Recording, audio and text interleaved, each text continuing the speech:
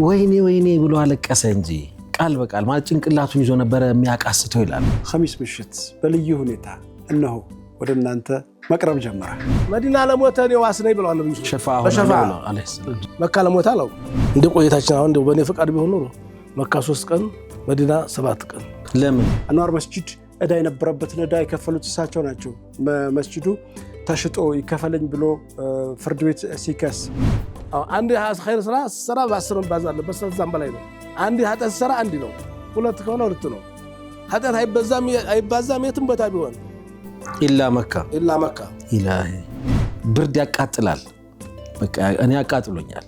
ብርድ የሚያቃጥል አላውቅም። ብርድ ያቃጥላል። አዎ ይለበልባል።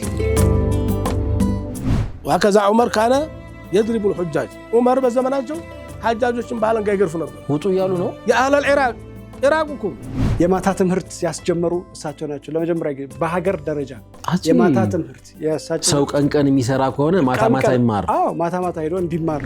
ሐረም አጠቃላይ ወደዛ የሚሄድ ነፍስ ወይ ወደ ፍርድ ቤት የሚመላለስ ሰው ይመስለኛል ወይ ተመላላሽ ታካሚ ይመስለኛል። ሐቂቀተን እንደሱ ነው በጣም ስፈክር የነበረው።